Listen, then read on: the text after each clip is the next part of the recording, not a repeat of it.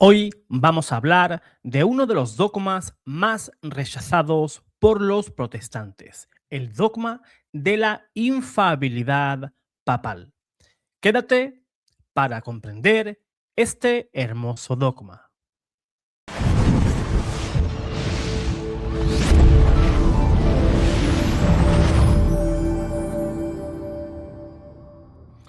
En el nombre del Padre, y del Hijo, y del Espíritu Santo. Amén. Sean todos bienvenidos a Pater Noster. Te saluda tu hermano José Manuel Gutiérrez. Hoy vamos a hablar de un tema que los hermanos protestantes pues rechazan. Y lo rechazan por un simple motivo. Porque si lo aceptan, ya no pueden ser protestantes, sino ya deben de abrazar la fe católica. Por eso es una verdad de fe y es un dogma que rechazan a ultranza. Vamos a ver este tema sobre la infalibilidad papal, primero definiendo qué es la infalibilidad papal. ¿Qué sería de nosotros, los cristianos, si no existiera esa infalibilidad?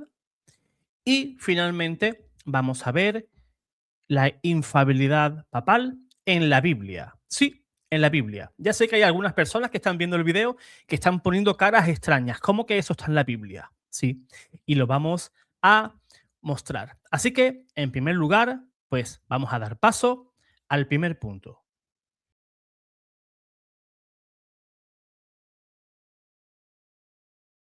¿Qué es exactamente la infalibilidad papal? Pues bien, la infalibilidad papal no es una invención moderna, como dicen muchos, ni tampoco significa que el Papa sea impecable, omnisciente o que no pueda equivocarse nunca. Es un dogma estrictamente delimitado, definido con precisión técnica por un concilio ecuménico de la Iglesia. El dogma de la infalibilidad papal fue definido solemnemente en el Concilio Vaticano I mediante la Constitución dogmática Pastor Eternus, promulgada el 18 de julio del año 1870 bajo el pontificado de Pío IX. La definición esencial, en síntesis, dice lo siguiente: el romano pontífice goza de infalibilidad cuando, hablando ex cátedra, define una doctrina de fe o de moral que debe de ser sostenida por toda la Iglesia. Y se añade algo que es crucial, muy importante. Esta infalibilidad no procede del consenso de la Iglesia, sino de la asistencia divina prometida a Pedro. Pues bien, según esta constitución, Pastor Eternus, no todo lo que dice el Papa es infalible. Para que un acto sea infalible, deben de ocurrir todas estas condiciones, no una o algunas, todas. En primer lugar, el Papa debe de hablar como sucesor de San Pedro, no como teólogo, ni tampoco en una entrevista. Número dos, define una doctrina, no una opinión. Tampoco aconseja o comenta algo. La materia debe de ser de fe o de moral, no de ciencia, no de política o de disciplina pastoral. Otro punto. La definición obliga a toda la Iglesia universal, no a una región concreta, y se expresa con intención definitiva, cerrando la discusión doctrinal. Si una de estas condiciones que te acabo de decir no se cumplen, entonces no hay infalibilidad. Un punto importante: lo que la infalibilidad no es, según el concilio. El concilio deja explícitamente claro que la infalibilidad no significa que el Papa no pueda pecar, que el Papa sea siempre prudente o santo, que toda homilía o encíclica sea infalible, y que el Papa pueda inventar dogmas o que el Papa esté por encima de la revelación. La infabilidad custodia el depósito de la fe, no lo crea. Y muchos dirán, pero es que ese dogma, ¿por qué fue definido tan tarde, en el año 1870? Obviamente, no porque antes no existiera, sino porque fue negado de manera explícita. La Iglesia, cuando hay peligro para una verdad de fe, ¿qué hace? Lo eleva a dogma. Cuando hay peligro de que esa doctrina finalmente no sea atacada, para que no haya dudas, la Iglesia lo eleva a dogma, para que sea de obligatoria creencia por toda la Iglesia. En el siglo XIX surgieron corrientes que afirmaban que la autoridad doctrinal residía solo en los concilios y no en el Papa. Pensaban que el Papa podía equivocarse incluso al definir la fe, o que la Iglesia no tenía garantía objetiva sobre la verdad.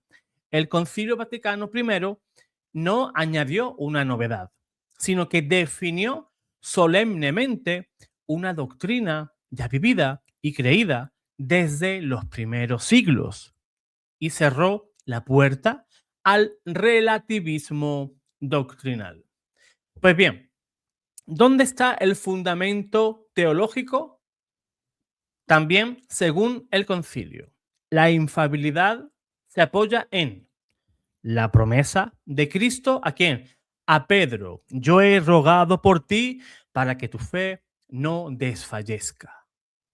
Se apoya también en la misión de confirmar a los hermanos y también en la necesidad de que la Iglesia no pueda fallar al enseñar la fe que nos salva. Sin esa asistencia divina, el concilio afirma implícitamente que la Iglesia, por ejemplo, podría haber errado al definir el canon bíblico, la doctrina de la Trinidad o la doctrina de la divinidad de Cristo. Imaginemos, hermanos, por un momento, que el dogma católico de la infabilidad papal fuera falso. Vamos a hacer ese ejercicio y vamos a imaginar que la infabilidad papal es falso. No que un papa peque o se equivoque en opiniones personales o gobierne mal. Eso la Iglesia nunca lo ha negado. Sino que cuando la Iglesia define solemnemente una verdad de fe o de moral, asistida por el Espíritu Santo, también pudiera errar. El escenario, hermano, sería sencillamente devastador. Porque el problema no es solo el Papa, sino que significa que Cristo haya dejado una iglesia con autoridad doctrinal. Si la infabilidad fuera un invento tardío, entonces la iglesia no tendría garantía alguna de haber enseñado correctamente en los momentos decisivos de la historia cristiana. Y esos momentos no son secundarios. Pensemos en el canon de la Sagrada Escritura. La Biblia no cayó del cielo y cayó encuadernada, sino que fue la Iglesia reunida en concilios y con un papa al frente confirmando sus decisiones, la que discernió qué libros eran inspirados y cuáles no.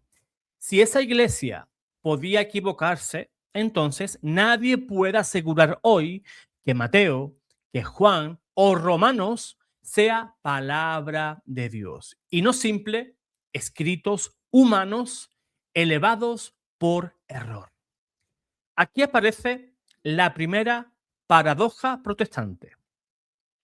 Si la iglesia no es infalible, la Biblia tampoco lo es, porque es la iglesia quien la definió. Pero el problema se agrava aún más. La divinidad de Cristo no fue definida explícitamente en la Biblia con fórmulas técnicas. Fue la Iglesia la que luchó frente a las herejías, afirmando con autoridad que Jesús es verdadero Dios y verdadero hombre. Si esa definición pudiera ser errónea, entonces el cristianismo entero se tambalea. Cristo podría no ser Dios, la redención no tendría un valor infinito y la cruz sería solo el martirio de un profeta o el martirio de cualquier hombre. Lo mismo ocurre con la Santísima Trinidad, un solo Dios en tres personas divinas. No es una deducción privada de lectores bíblicos, sino una definición dogmática de la Iglesia con un papa al frente tras siglos de discernimiento. Si la Iglesia pudo fallar ahí, entonces el Dios que adoran católicos, evangélicos y protestantes podría ser una construcción teológica equivocada.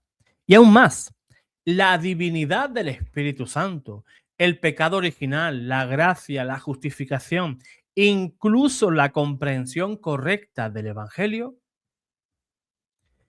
todo eso fue clarificado, defendido, definido por la Iglesia con autoridad doctrinal por parte de un papa. Si esa autoridad no es asistida por Dios, entonces nadie puede saber con certeza qué es cristiano y qué no. El cristianismo se reduciría a interpretaciones privadas, como hoy vemos entre los protestantes y evangélicos. El cristianismo se reduciría a comunidades enfrentadas, como también hoy vemos. El cristianismo se reduciría a doctrinas cambiantes y a una fe sin cimiento objetivo. Además, paradójicamente, el protestantismo necesita que la iglesia primitiva haya sido infalible, al menos durante un tiempo, para poder existir. Porque si la iglesia se equivocó al definir la Biblia, la sola escritura se suicida a sí misma. La infalibilidad papal no es un privilegio humano ni una coronación del Papa. Es en realidad una consecuencia lógica de la promesa de nuestro Señor Jesús. El Espíritu de la verdad os guiará a la verdad completa y las puertas del infierno no prevalecerán contra la Iglesia. Si esa promesa falla, el cristianismo entero se convierte en una religión sin certeza alguna, sin garantía y sin verdad objetiva. Por eso, negar la infalibilidad no debilita al Papa, destruye el fundamento mismo de la fe cristiana, también para quienes creen haberla superado. Muchos afirman que la infalibilidad papal pues, no aparece en la Sagrada Escritura. Como un término técnico explícito, pues no aparece. Del mismo modo que tampoco aparecen los términos como Trinidad o encarnación, unión hipostática, ¿verdad? Sino que esos han sido términos teológicos que la Iglesia, al pasar los siglos, tuvo que crear para dar nombre a ciertas doctrinas. Sin embargo, la realidad doctrinal que expresa está claramente contenida en la revelación, tanto en las palabras de nuestro Señor Jesús como en la praxis viva de la Iglesia apostólica. Por tanto, la infalibilidad papal no es un privilegio personal del Santo Padre, sino una garantía divina para que la Iglesia no sea inducida al error, cuando enseña de manera solemne en materia de fe y de moral. El Papa la ejerce en cuanto sucesor de Pedro, principio visible de la unidad. En San Mateo 16, versículo 18 y 19, encontramos la promesa de Cristo a Pedro. Tú eres Pedro, y sobre esta piedra edificaré mi iglesia, y las puertas del Hades no prevalecerán contra ella. A ti te daré las llaves del reino de los cielos. Lo que ates en la tierra quedará atado en los cielos. Podemos ver cómo mi iglesia, ¿verdad? Es lo que afirma Jesús. Cristo es el fundador de esa iglesia. Cristo no es el fundador de 70.000 denominaciones protestantes. Cristo fundó una iglesia, y eso cualquier persona que lea de manera honesta la Sagrada Escritura se dará cuenta de que eso es cierto. Por tanto, si Cristo es el fundador, pues la iglesia pues, debería de estar salvaguardada de cualquier tipo de error doctrinal. Por tanto, si la iglesia se equivoca, entonces Cristo no fundó su iglesia en una piedra, sino que la hubiera fundado sobre arena, arenas movedizas, ¿verdad? Una iglesia que en cualquier momento podría caer. Y eso es impensable. Por ejemplo, en Lucas 22, versículo del 31 al 32, podemos ver a Jesús que dice lo siguiente: Simón, Simón, Satanás ha pedido zarandearos como trigo, pero yo he rogado por ti, para que tu fe no desfallezca, y tú, cuando vuelvas, confirma a tus hermanos. Podemos ver cómo el plural zarandearos indica a todos. El singular he rogado por ti. Se refiere a Pedro. Está señalando a Pedro. Y el fin de esa oración es confirmar en la fe a los demás. Si Pedro pudiera enseñar error doctrinal a la iglesia, incluso la oración de Cristo habría fallado, lo cual eso es imposible. Pedro, en San Juan capítulo 21, del versículo 15 al 17, recibe el encargo pastoral universal. Jesús le dice: apacienta mis corderos, apacienta mis ovejas. No dice algunos, no dice solo tu comunidad, sino dice a todo el rebaño, a todas sus ovejas. Cristo no encomienda su iglesia al error. Apacentar implica enseñar la verdad. Esos pastos es la verdad. Y en esos pastos, que es la verdad, que es el alimento espiritual del creyente, debe de estar libre de error. San Pablo, por ejemplo, en su primera epístola a Timoteo, capítulo 3, versículo 15, la misma palabra de Dios y la pluma de San Pablo dice: la iglesia del Dios vivo es columna y fundamento de la verdad. Si la iglesia pudiera errar oficialmente en fe y moral, pues dejaría de ser la columna.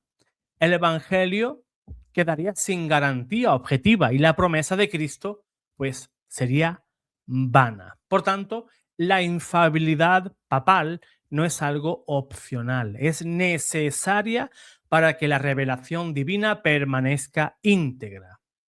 Y un punto muy importante que podemos ver en la iglesia, para que veamos que era la iglesia jerárquica, ¿verdad?, la que imponía las doctrinas de fe y moral y no la Biblia. Podemos ver en Hechos capítulo 15, versículo 28, donde la palabra de Dios dice: hemos decidido el Espíritu Santo y nosotros. Qué curioso. Es lo que enseña la iglesia, que el Espíritu Santo asiste al Santo Padre para decidir en doctrina, en moral y en fe. Repito, Hechos capítulo 15, versículo 28. Hemos decidido, el Espíritu Santo y nosotros, no imponeros más cargas que las necesarias. Ese texto pertenece al primer concilio de la Iglesia, el concilio de Jerusalén, ¿verdad? El primer concilio doctrinal de la Iglesia naciente, de la Iglesia cristiana, convocado para resolver una cuestión soteriológica fundamental. ¿Sería necesaria la ley mosaica, o sea, la circuncisión, para que se salvaran? Pues la iglesia primitiva y los apóstoles lo definieron en ese capítulo de Hechos. Si vemos ese mismo pasaje, el pasaje, el capítulo 15, versículo 28, San Pedro afirma, hemos decidido quién es el Espíritu Santo y nosotros. Eso no es opinión, eso no es un debate abierto. Ahí está la clave, el Espíritu Santo no inspira opiniones equivocadas o falibles, actúa como el garante de la verdad, asistiendo a la iglesia. Por tanto, si el Espíritu Santo decide junto a la iglesia, el error queda excluido. Y eso lo enseña la Sagrada Escritura. Además, tenemos pues diferentes padres de la iglesia donde apoya la infalibilidad papal, ¿verdad? En la iglesia. Por ejemplo, San Agustín de Hipona decía, Roma ha hablado, el caso está cerrado. O sea, eso no es autoritarismo, eso es confianza teológica en la asistencia divina, ¿verdad?